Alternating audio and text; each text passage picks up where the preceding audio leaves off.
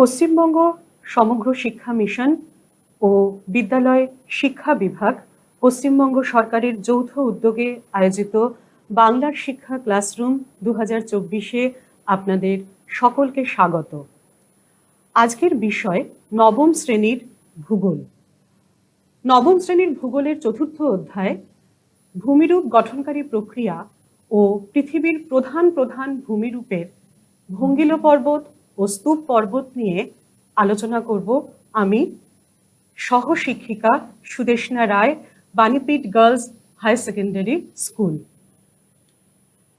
প্রিয় ছাত্রীরা, তোমরা পৃথিবীতে থাকো। চলো আজকে আমরা পৃথিবীটাকে দেখি একটু পৃথিবীর বাইরে থেকে। পৃথিবীর বাইরে থেকে যখন আমরা পৃথিবীকে দেখছি তখন দেখো আমরা পৃথিবীর উপরের বিভিন্ন যে অংশ, সেই অংশটাকে আমরা কিরকম ভাবে দেখতে পাই, ঠিক যেরকম ভাবে তোমরা এখানে স্লাইডে দেখতে পাচ্ছ।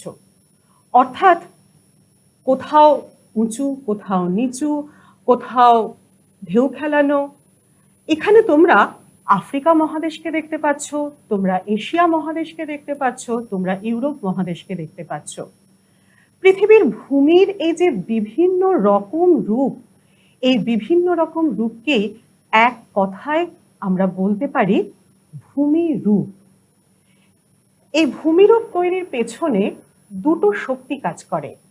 একটা হলো পৃথিবীর ভেতর থেকে যে অন্তর্জাত শক্তি বা আভ্যন্তরীণ শক্তি, আর একটা হলো পৃথিবীর বাইরে থেকে আসা শক্তি, অর্থাৎ এই যে নদী, হিমবাহ, বায়ু, এই যে বিভিন্ন প্রাকৃতিক শক্তিগুলি, এগুলো ক্ষয়, বহন, সঞ্চয় এগুলো করে পৃথিবীর এইরকম বিভিন্ন রকম রূপের সৃষ্টি করে। প্রধান প্রধান যে ভূমিরূপগুলি আমরা দেখতে পাই সেগুলি হলো পর্বত, মালভূমি এবং সমভূমি। তো এই যে পর্বত, মালভূমি এবং সমভূমি তৈরি হলো, এর মধ্যে আমরা আজকে চলো আলোচনা করব পর্বতের দুটি ভাগ নিয়ে। পর্বতকে সাধারণত চারটে ভাগে ভাগ করা যায়। একটা হলো ভঙ্গিল পর্বত, 2 স্তূপ পর্বত, 3 আগ্নেয় পর্বত এবং 4 নাম্বার হলো ক্ষয়জাত পর্বত। ভঙ্গিল পর্বত শব্দটা কি? ভঙ্গিল মানে হচ্ছে কি ভাঁজ।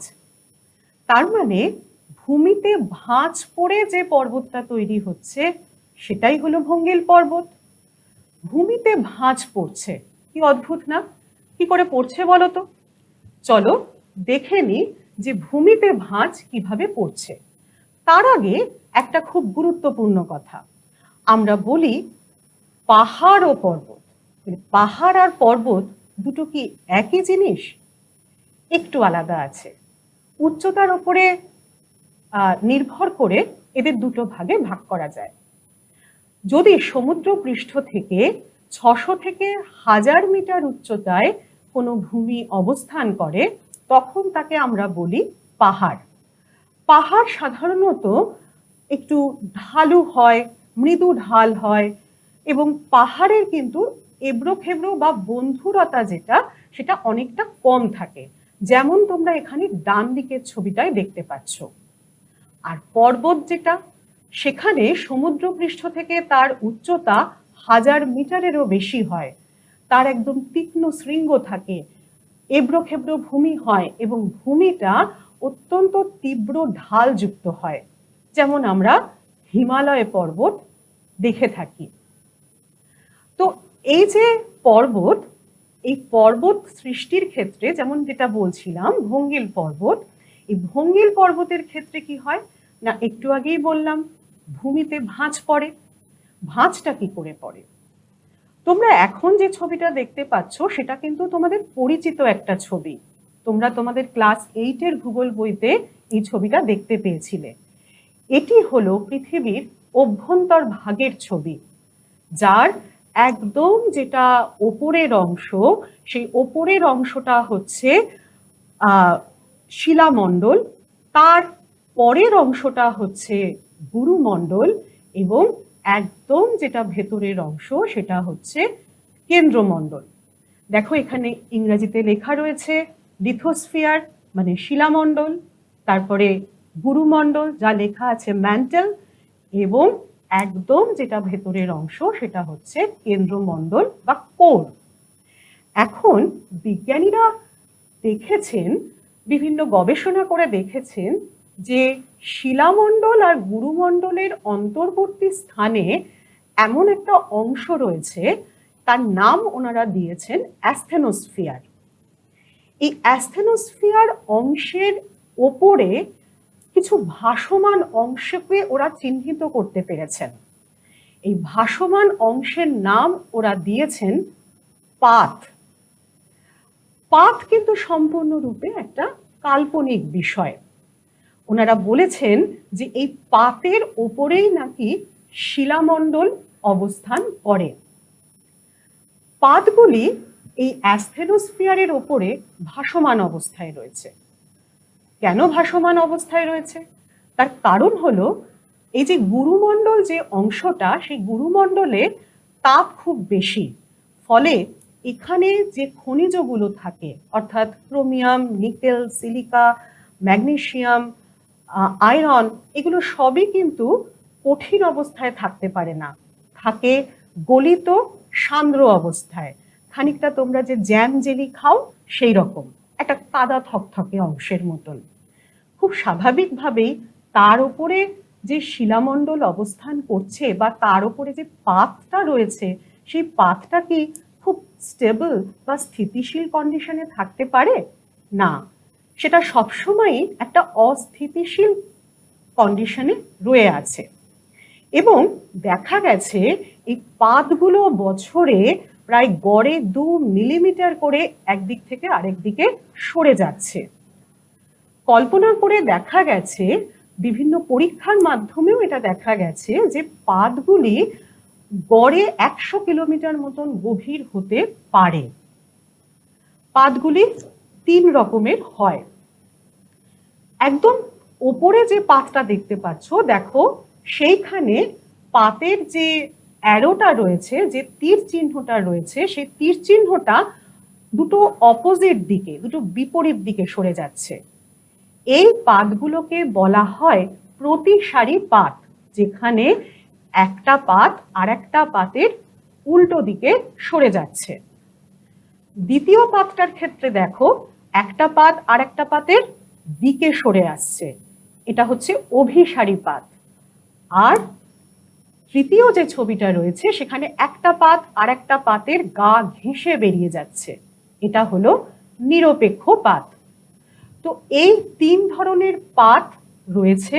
পাতের চলনের অভিমুখ অনুসারে এদেরকে এরকম ভাবে 3 ভাগে ভাগ করা হয়। পাতগুলি রয়েছে এইভাবে, অর্থাৎ আমাদের যে ওই যে লাল যে অংশটা দেখতে পাচ্ছ সেটা হচ্ছে ওই অ্যাসথেনোস্ফিয়ার, তার ওপরে পাত, এবং তার ওপরে রয়েছে আমাদের মহাদেশ এবং মহাসাগরগুলো। এবং এই যে মহাদেশ এবং মহাসাগরগুলি এই যে পাতের উপরে রয়েছে, পাতের চলন ঘটছে, এটি হলো ভঙ্গিল পর্বত গঠনের মূল কথা। খানিকটা কেমন জানো? দেখো তোমাদের জন্য আমি একটা ছোট্ট কাপ আর প্লেট এনেছি। এই যে প্লেটটা দেখছো, এটাই হচ্ছে সেই পাত, আর এই পাতের ওপরে এই যে ছোট্ট কাপটা, এই মহাদেশ, এই আমরা বসে আছি। পাত যদি এদিকে সরে যায়, দেখো তার উপরে বসে থাকা এই আমরা, এই মহাদেশ, আমরাও তো এদিকে সরে যাব। তাহলে এই হলো পাত সংস্থান তত্ত্বের একটি আদি কথা। পাত সংস্থান তত্ত্ব, এটি হলো ভঙ্গিল পর্বত সৃষ্টির পেছনের অন্যতম তত্ত্ব কথা। তুজো উইলসন নামে একজন বিজ্ঞানী ছিলেন, তিনি প্রথম এই পাতের কথা বলেছিলেন। এই পাতের যে চলন, দেখো তোমাদের আমি একটু আগে 3 রকম পাতের চলন দেখালাম। একটা হচ্ছে প্রতিসারি, একটা অভিসারী, আর একটা নিরপেক্ষ। এর মধ্যে অভিসারী পাতের চলনের দ্বারা ভঙ্গিল পর্বত সৃষ্টি হয়। কেমন করে হয় এসো এবার আমরা একটু দেখে নিই। দেখো, একটু আগে আমি বলেছিলাম যে পাতের ওপরে মহাদেশ রয়েছে, ঠিক যেভাবে এই ছবিতে দেখানো হয়েছে। দুটি লাল দাগ, সেই দুটি লাল দাগ হচ্ছে পাত, এবং তার ওপরে রয়েছে দুটি মহাদেশের খণ্ড। আর মহাদেশের খণ্ডের মাঝখানে রয়েছে একটা অগভীর সমুদ্র। অগভীর সমুদ্র যখন আছে, তার মানে সমুদ্রে থাকবে কি? পলি, বালি, কাদা ইত্যাদি। এই পলি, বালি, কাদা দীর্ঘ বছর ধরে, 1-2 বছর 3 বছর কিন্তু নয়, লক্ষ লক্ষ বছর ধরে জমা হচ্ছে। এই অবস্থায় যদি পাত দুটি পরস্পরের দিকে সরে আসে, অর্থাৎ অভিসারী পাতের যদি চলন ঘটে, তখন কি হবে? তখন মহাদেশ দুটিও কিন্তু পরস্পরের কাছাকাছি চলে আসবে। মহাদেশের খণ্ড দুটি পরস্পরের কাছাকাছি চলে আসবে। আর যেই ওরা মহাদেশের খণ্ড দুটি পরস্পরের কাছাকাছি চলে এলো, তখন কি হবে? তখন শিলায় ভাঁজ পড়ে যাবে। এবার যদি এমন হয় যে মহাদেশের খণ্ড দুটি আরো কাছাকাছি চলে এলো এবং শিলায় তখন আরো বেশি ভাঁজ পড়লো, এবং আরো বেশি ভাঁজ পড়ার ফলে তা উঁচু হয়ে পর্বতের আকার ধারণ করলো। এটি হলো ভঙ্গিল পর্বত গঠনের 3টি পর্যায়। এই যে পর্যায়, এই পর্যায়গুলিকে বলা হয় গিরি জোড়ি। গিরি মানে পাহাড়, অর্থাৎ পাহাড়ের জন্ম হচ্ছে। ভঙ্গিল পর্বত গঠন নিয়ে আরো অনেক তত্ত্বকথা আছে। তোমরা যখন আরো বড় হবে, তোমরা যখন আরো ভূগোল নিয়ে আলোচনা করবে, তোমরা সেইগুলো নিশ্চয়ই জানতে পারবে। পাত সংস্থান তত্ত্ব বা পাতের চলন তত্ত্ব হচ্ছে ভঙ্গিল পর্বত গঠনের সবচেয়ে বিখ্যাত তত্ত্ব এবং সবচেয়ে গুরুত্বপূর্ণ তত্ত্ব। অন্যান্য তত্ত্বগুলির তুলনায় এই পাত সংস্থান তত্ত্ব বা পাতের চলন তত্ত্ব সবচেয়ে বেশি প্রমাণ নিয়ে উপস্থাপিত হয়েছে। তোমরা যখন কোনো পাহাড়ে ঘুরতে যাবে, তখন তোমরা এই যদি দেখো যে এরকম ভাঁজ দেখতে পাচ্ছ পাহাড়ে, তখন জানতে পারবে সেগুলো হলো ভঙ্গিল পর্বত।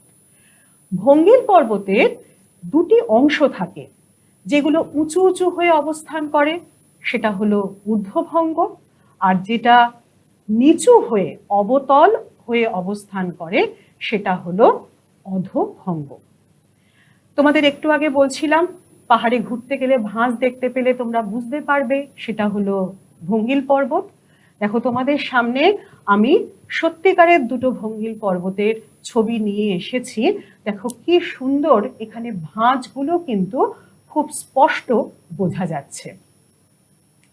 পৃথিবীর প্রধান কয়েকটা ভঙ্গিল পর্বতের নাম আমরা যদি বিভিন্ন মহাদেশ অনুসারে যদি সাজিয়ে নিতে পারি, তাহলে এই রকম একটা তালিকা তৈরি হতে পারে, যেখানে আমাদের এশিয়া মহাদেশে রয়েছে হিমালয়, ইউরোপে রয়েছে আল্পস, উত্তর আমেরিকায় রকি, দক্ষিণ আমেরিকায় আন্দিজ, আফ্রিকায় অ্যাটলাস, ওশিয়ানিয়াতে গ্রেট ডিভাইডিং রেঞ্জ। এই যে পর্বতমালাগুলি এখানে নাম আমি দিয়েছি, এইগুলি হচ্ছে অধিকাংশই নবীন ভঙ্গিল পর্বতমালা, অর্থাৎ বয়সে এরা অনেকটাই নতুন।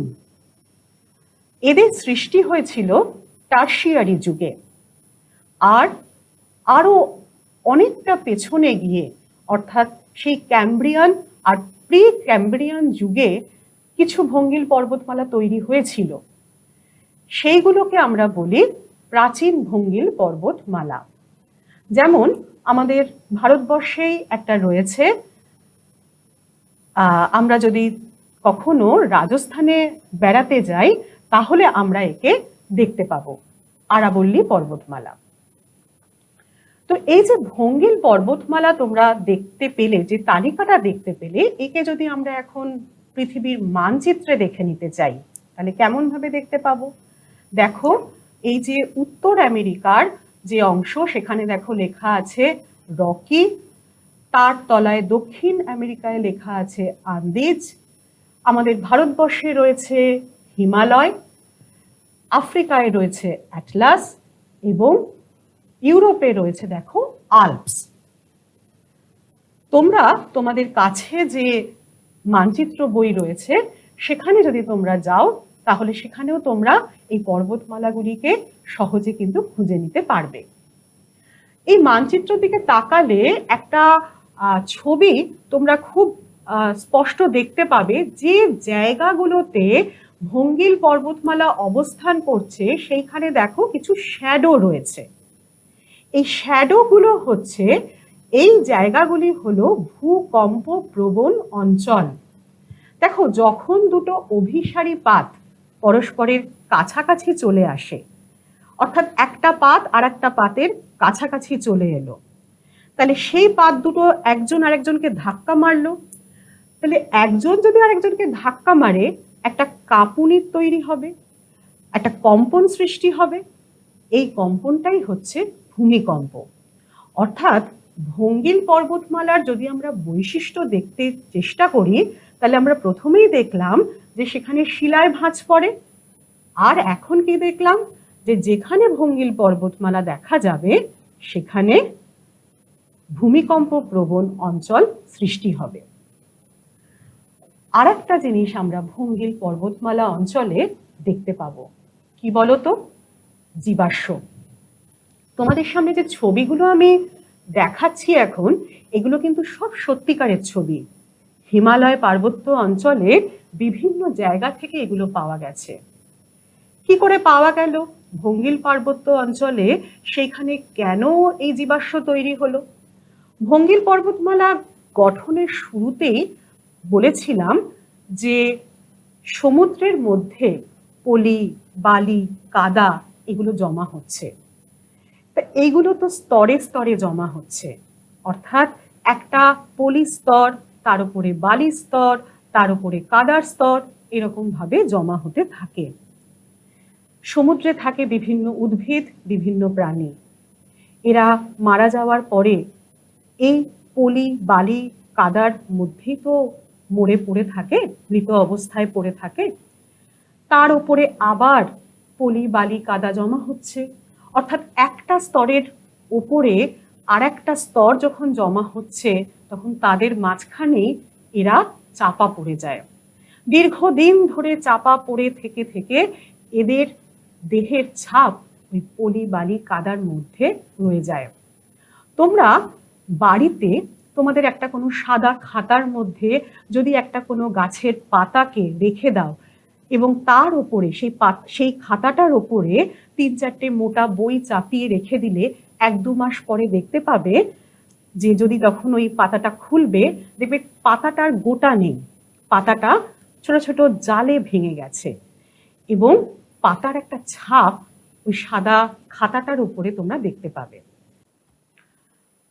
হিমালয় পার্বত্য অঞ্চল যেহেতু এই পাললিক শিলাগুলো দ্বারা তৈরি এবং পলি, বালি, কাদা পরপর জমা হয়ে এই ভঙ্গিল পর্বত তৈরি হয়েছে, তাই হিমালয় পর্বতে জীবাশ্মের অসংখ্য নিদর্শন আমরা দেখতে পাই। সুতরাং ভঙ্গিল পর্বতের বৈশিষ্ট্য হিসেবে আমরা প্রথমে পেয়েছিলাম ভাঁজ, তারপরে পেলাম কি না সেখানে ভূমিকম্প প্রবণ অঞ্চল দেখা যায়, যে কোনো ভঙ্গিল পার্বত্য অঞ্চলে ভূমিকম্প প্রবণ অঞ্চল দেখা যায়। আর তৃতীয় বৈশিষ্ট্য হিসাবে আমরা পেলাম যে সেখানে জীবাশ্ম দেখা যায়। এবার যে ছবিটা তোমাদেরকে আমি দেখাবো, দেখো তো এই ছবিটার সাথে ভঙ্গিল পার্বত্য অঞ্চলের ছবিটার কিছু মিল আছে কি? হ্যাঁ, একটা মিল আছে, যেখানে আমরা দেখতে পাচ্ছি যে ভঙ্গিল পার্বত্য অঞ্চলে যেরকম স্তর দেখা গেছিল এখানেও কিন্তু শিলায় স্তর দেখা যাচ্ছে, কিন্তু এখানে আর ভাঁজ দেখতে পাচ্ছ না। এখানে খানিকটা পর্বতগুলো এরকম ব্লক বা স্তূপের মতন আকৃতি নিয়েছে। যেহেতু স্তূপের মতন হয়ে অবস্থান করে তাই একে বলা হয় স্তূপ পর্বত। তাহলে এসো দেখে নিই এটা তৈরি হয় কিভাবে। আবার সেই ছবিটা তোমাদের সামনে নিয়ে এসেছি, যেখানে ভূ অভ্যন্তরের গঠনগুলো দেখানো হয়েছে। প্রথমে শিলামণ্ডল, তারপর গুরুমণ্ডল এবং তারপর কেন্দ্রমণ্ডল। এখন ভঙ্গিল পর্বত তৈরির সময় আমরা দেখেছিলাম যে পাতের অভিসারী চলন ঘটছে। এই অভিসারী চলন ঘটার পেছনে একটা কারণ হলো পরিচলন স্রোত। পরিচলন স্রোতটা তৈরি হয় ভূ অভ্যন্তরে যে গুরুমণ্ডলে যে বিভিন্ন পদার্থগুলো রয়েছে তার মধ্যে রাসায়নিক বিক্রিয়ার দ্বারা গঠিত যে উৎপন্ন তাপ শক্তি, তার দ্বারা পরিচলন স্রোত তৈরি হচ্ছে। পরিচলন স্রোত যখন অনুভূমিকভাবে এসে ওই অ্যাস্থেনোস্ফিয়ার অংশে আঘাত করে তখন সৃষ্টি হয় ওই পাতের চলন। আর যদি সেটা এসে উল্লম্বীভাবে ধাক্কা মারে, যে খণ্ডটা এখন তোমাদের সামনে এলো এটা ধরে নাও শিলামণ্ডলের একটি অংশ, এবং ওই পরিচলন স্রোত উল্লম্বীভাবে এসে শিলামণ্ডলে ধাক্কা দিল। ধাক্কা দিলে প্রথমেই কি হবে, শিলামণ্ডলে একটা ফাটল তৈরি হবে। এই ফাটলকে আমরা ভূগোলের ভাষায় বলি চ্যুতি বা দারুণ। যদি এই উল্লম্বী যে ধাক্কা, সেই ধাক্কা যদি আবার এসে ওই শিলাখণ্ডে ধাক্কা মারে তখন কি হবে, শিলাখণ্ডগুলো তো এর আগে চ্যুতি বা দারুণের ফলে ফাটল ঘটে গেছিল, এ তখন ওই ফাটল বরাবর উপর দিকে উঠে যাবে।